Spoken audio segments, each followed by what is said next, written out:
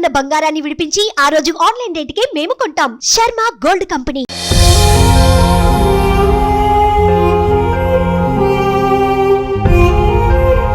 నా బిడ్డ పెద్ద పండుగకి రాలేదు, క్రిస్మస్ పండుగకి రాలేదు, నాకు లేకుండా పోయింది. Welcome to Suman TV. ఈరోజు మనం సింగరాయకొండ మండలం శానంపూడి గ్రామంలో ఎస్సీ కాలనీలో ఉన్నాం. అయితే ఇక్కడ ఒక మహిళ తగరం అమూల్య అనేటువంటి రీసెంట్ గా మ్యారేజ్ అయింది ఒక 40 రోజుల క్రితం. ఆ అమ్మాయి ఉరేసుకొని చనిపోయింది. అది ఎందుకు చనిపోయింది, ఏ కారణంతో చనిపోయింది అనేటువంటిది ఎవరికి అర్థం కావట్లేదు. కాబట్టి ఆ ఎలా చనిపోయింది అనేటువంటిది వాళ్ళ భర్త, వాళ్ళ అత్త వాళ్ళని స్టేషన్ లో ఉన్నారు. ప్రజెంట్ అమ్మాయి తరపునటువంటి వాళ్ళ అమ్మ, వాళ్ళ బంధువులు ఉన్నారు. ఏం జరిగింది అనేటువంటిది వాళ్ళ మాటల్లో మనం తెలుసుకుందాం. నా పేరు పాలపర్తి రమేష్. నేను అమ్మాయికి చిన్నాయన అవుతాను. మాది జరుగుమల్లి. మేము మా అమ్మాయి 24వ తారీఖు మా అమ్మాయికి మ్యారేజ్ జరిగి ఎన్ని రోజులు అవుతుంది? 30 రోజులు అవుతుంది సార్. 40 రోజులు సుమారు. పోయిన నెల 11వ నెల 17వ తారీఖు మ్యారేజ్ జరిగింది. పోయిన నెల మ్యారేజ్ జరిగింది. పోయిన నెల 17వ తారీఖు మ్యారేజ్ జరిగింది. ఇంతలో ఏం జరిగింది? అత్తగారు, అమ్మాయి అత్తగారు పిల్ల మాట వినట్లేదు, కొంచెం మాకు ఎదురు చెప్తుంది, మీరు వచ్చి అమ్మాయితో ఒకసారి మాట్లాడండి అంటే మా నాన్నగారు మా అమ్మగారు 24వ తారీఖు వచ్చి 10 గంటలకి వాళ్ళ అమ్మగారితో వాళ్ళ భర్తతో ఈ అమ్మాయి భర్తతో మాట్లాడారు. మాట్లాడి అమ్మాయికి అమ్మ అట్లా పెద్దవాళ్ళని అలా అనకూడదు, తప్పు కదా అని చెప్తే, సరే తాతయ్య నేను గబక్కన తెలుసో తెలియక అన్నాను, అత్తమ్మ సారీ, ఇంక నేను ఎప్పుడు అలా చేయను అని దండం పెట్టి చెప్పింది సార్. అందరూ హ్యాపీగానే ఉన్నారు, ప్రాబ్లం అయితే ఏం లేదు. అమ్మాయి చాలా హ్యాపీగా ఉంది. మా నాన్నగారు అమ్మ ఇంటికి వెళ్దాం రామ్మా అంటే, తాతయ్య నేను సంక్రాంతి పండగకి వస్తాను, ఆయన నేను వస్తాము, ఫస్ట్ పండగ కదా మేము ఏడు ఉంటాము అని అత్తగారు అంటుంది. ఇక్కడ మేము ఉంటాము అని అమ్మాయి చెప్పింది. ఇది చెప్పినప్పుడు సాయంత్రం 4 గంటలకి మా నాన్నగారు మా అమ్మగారు బయలుదేరి జరుగుమల్లి వచ్చారు సార్. వచ్చిన తర్వాత పండగ కదా, క్రిస్మస్ పండుగ తర్వాత రోజు 25వ తారీఖు క్రిస్మస్ పండుగ సార్. 25వ తారీఖు ఫోన్ చేసి అమ్మాయితో ఒకసారి మాట్లాడాలి, ఒకసారి అమ్మాయికి ఇవ్వండి అని చెప్పి వాళ్ళ అత్తగారికి ఫోన్ చేశాడు మా నాన్నగారు.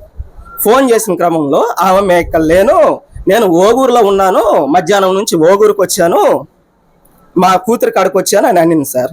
మా నాన్నగారు దానికి ఫస్ట్ పెళ్ళయి 4 రోజులే కదమ్మా, ఫస్ట్ పండగ కదా, మీరు ఎలా వెళ్తారు అమ్మాయిని వదిలిపెట్టి, సరే నువ్వు వెళ్ళేటప్పుడు మాకు ఫోన్ చేసి చెప్పాలి కదా, ఒక్కదాన్ని మీరు ఎలా వదిలిపెట్టి వెళ్తారు అని మా నాన్నగారు అడగడం జరిగింది. నేను మా కూతురు కాడికి పండగని నేను వచ్చాను, అమ్మాయి ఒక్కటే ఇంటికాడ ఉంది, ఆ గోపి కూడా అమ్మాయి భర్త పేరు గోపి కూడా డ్యూటీకి వెళ్ళాడు, సాయంత్రం 8 గంటలకు వస్తారు, అప్పుడు 8 గంటలప్పుడు ఫోన్ చేయమని చెప్పి వాళ్ళ అత్తగారు చెప్పింది సార్. ఇది జరిగింది. సాయంత్రం 7:40కి మాకు ఫోన్ చేసి గోపి ఫోన్ చేసి అమూల్య ఉరేసుకుంది తాతయ్య రాండి అని చెప్పి మమ్మల్ని పిలవడం ద్వారా మేము వచ్చాము. ఇక్కడికి వచ్చి చూసేసరికి అమ్మాయి ఏం జరిగిందో కూడా చెప్పలేదు, ఉరేసుకుందని అంటున్నారే కానీ ఎప్పుడో చనిపోయింది ఆ అమ్మాయి. 11-12 గంటలకే ఇక్కడ చనిపోయిందని మధ్యలో వాడు డ్యూటీ చేస్తున్నాడు సార్. డ్యూటీ చేస్తున్నవాడు మధ్యలో పర్మిషన్ తీసుకొని వచ్చి ఇక్కడికి వచ్చాడు. వచ్చి చూశాడని ఇక్కడ చూసిన వాళ్ళు అనుకుంటుంటే మేము విన్నాము, కానీ భయపడి ఎవరు చెప్పట్లేదు. ఇది జరిగింది సార్. కంపల్సరీ వాళ్ళే చంపారని మేము అనుకుంటున్నాం, మేము భావిస్తున్నాం సార్. అబ్బాయి డ్యూటీ ఎక్కడ చేస్తాడు? 7 అవర్స్ ఇక్కడ ఉలవపాడు దగ్గర ఏదో కంపెనీ ఉందండి sir, 7 hours sea foods headless, అక్కడ పని చేస్తున్నాడంట. అబ్బాయి అక్కడ పని చేస్తున్నాడు, పర్మిషన్ తీసుకొని వచ్చాడు, ఎన్నింటికి వచ్చాడని మీరు ఏమన్నా ఇన్ఫర్మేషన్? ఉదయం 7 గంటలకు వెళ్తాడు సార్, సాయంత్రం ఎన్ని గంటలకు వస్తారో మాకు ఐడియా లేదు, వాళ్ళు కూడా మాతో చెప్పలేదు. సాయంత్రం 7:30కి అయితే ఇంటికి వచ్చి ఆ అబ్బాయి ఒక్కడే వచ్చి చూడడం, అమ్మాయిని చూసి అరిసాడంట. ఆ అబ్బాయి ఒక్కడే బాడీని కిందకి దించాడంట సార్. అమ్మాయి ఉరేసుకుందని చెప్తున్నారు, మాకైతే ఉరేసుకుందని మేము నమ్మటం లేదు. సంతోషంగా ఉంది కాబట్టి అమ్మాయి ఏ సమస్య వచ్చినా సరే ధైర్యంగా మాకు చెప్పే అమ్మాయి, అంత ఉరేసుకునే అంత పిరికదైతే కాదు. ఆ అమ్మాయి మామగారు ఉన్నారా? మామగారు వీళ్ళైతే ఇక్కడ లేరు సార్. మేము వచ్చినప్పుడు పక్కన ఎటేటో తిరుగుతా ఉన్నారు. అబ్బాయి వాళ్ళ అమ్మాయి ఏడుంది, వాళ్ళ నాన్న అయితే ఇక్కడే ఉన్నారు, కానీ నా కంటికైతే కనిపించలేదు, దూరంగా ఉండేడు. కావాలయ్యా, నా బిడ్డ చేశారు, 10 రోజులు కూడా కాలేదయ్యా, నా పచ్చగా చేసుకున్నా, నా బిడ్డ నాకు లేకుండా చేశారు. నా బిడ్డ నాకు తెచ్చిమనండి అయ్యా. నా బిడ్డ నూరేసి మా అమ్మాయి మీతో ఏమైనా మాట్లాడిందా చనిపోవడానికి ముందర కానీ? ఆ రోజు మాట్లాడింది సార్. అమ్మ రోడ్లకి అరుస్తుందమ్మా, మా అత్త సిగ్గుపోయినట్టుంది, నేను ఉండి తెచ్చుకోలేదు, ఏదో ఒకటి చేసుకుంటానమ్మా నీది నాతోని, అమ్మ నువ్వేం భయపడగాక ఏమి కాదు అని చెప్పాను.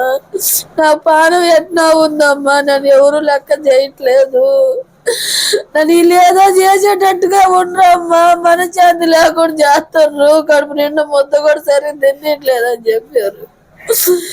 వీళ్ళు కట్నం పక్కనే పోయి మాట్లాడతాడని చెప్తే లేచిపోతాడు, వాడు పలకడు కొలకడు, మా అమ్మ నాని అంత దారి పోయావా అని అంటాడు అని అనింది సార్ నాతో. నిన్న బిడ్డ అంటే కట్నం ఏమన్నా ఇవ్వాల్సింది? 2 లక్షల రూపాయలు కట్నం ఇచ్చా, 3 సవర్లు బంగారం పెట్టాం సార్ నా బిడ్డని.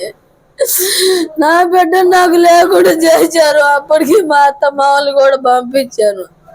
క్రిస్మస్ పండగకి రండమ్మా అంటే మా ఆయనకి సెలవు లేదమ్మా, పెద్ద పండగ కొత్తంలే అన్న.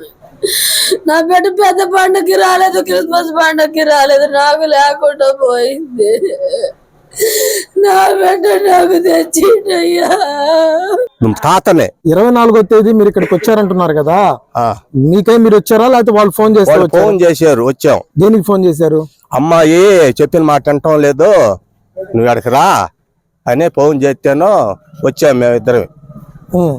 ఇక్కడికి వచ్చినాక మావా మీ పిల్ల మాట అంటాం లేదు, ఎదురుకెదురు మాట్లాడుతుంది, పని చేయటం లేదు అని అత్త అన్నది. మొగుడు మా అమ్మతో ఎదురు మాట్లాడితే మాత్రం నేను ఒప్పుకోను, ఎవరైనా ఆయాల ముక్కు మీద మచ్చ ఏందని అడిగావో నేను చెప్పలేదు నీకు, మా అమ్మ మీదకి వస్తే నేను ఆయాల కొట్లాటకు పోతే నాకు ఒకడు కొట్టాడు, ఆ దెబ్బ ఇవాళ చెబుతున్నాను నేను, మా అమ్మ ఎవరన్నా చంపేస్తాను నేను అన్నాడు. అమ్మ జరిగిన సంగతి ఏందని అడిగా. మావయ్య ఈ పిల్ల ఎదురుకెదురు సమాధానం చెబుతుంది మాకు, నువ్వెంత అంటే నువ్వెంత అంటుంది, ఇట్ట అంటుంది, మీ పిల్లకి భయం చెప్పుకోమంది. ఏందమ్మా అని పిల్లని అడిగా. తాత మా అత్త ఇప్పటికి నాకు తోటి సరిగా బలకటం లేదు, ఆ పల్లెలో చుట్టాలు ఉండరు, వాళ్ళు వచ్చారు. గోపికి ఫోన్ చేశా, గోపి మనోళ్ళే పోయిరా ఆడదాకా అన్నాడు. పోయా, ఆడగా పోయి వచ్చా.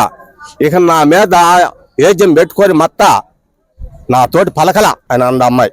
అప్పుడు నేను అడిగితేనే మావా నేను పెద్దదాన్నే, మా ఆయన్ని కానీ నన్ను కానీ అడిగి పోవాలా, మేము వద్దంటే ఊరు కావాలా, ఎందుకు పోయింది అని అంది. అమ్మ గోపి పంపాడంట కదా అని అన్న.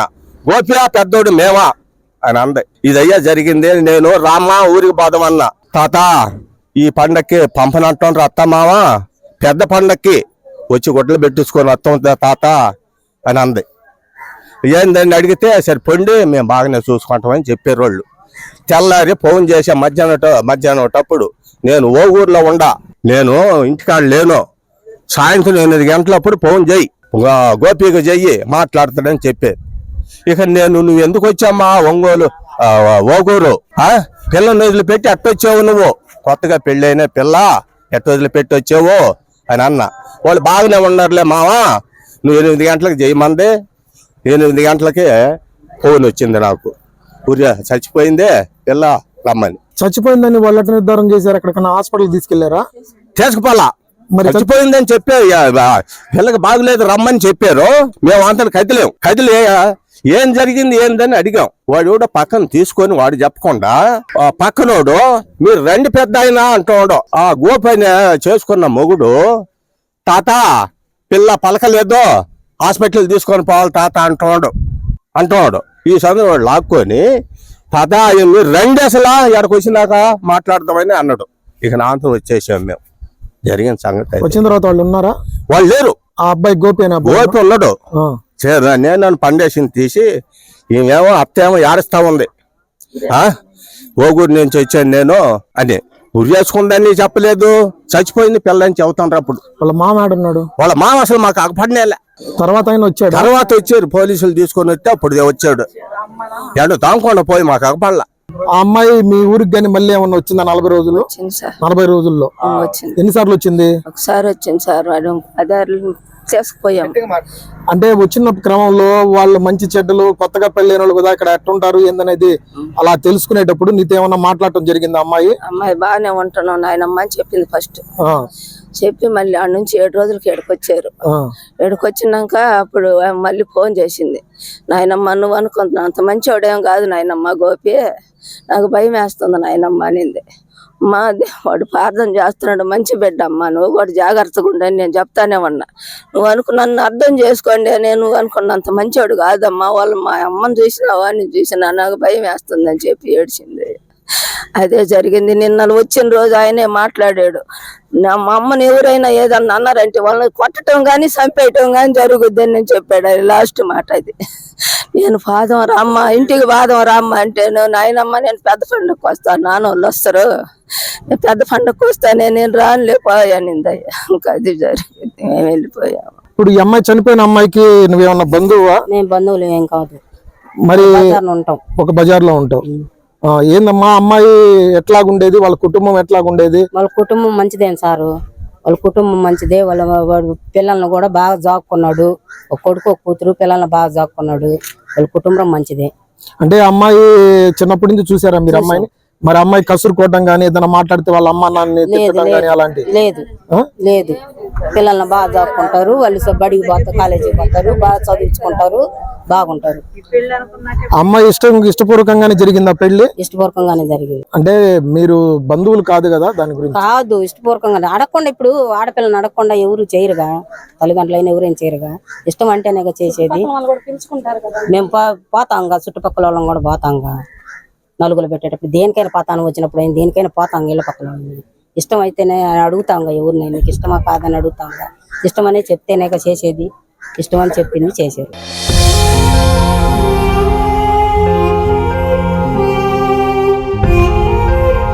నా బిడ్డ పెద్ద పండుగకి రాలేదు, క్రిస్మస్ పండుగకి రాలేదు, నాకు లేకుండా పోయింది.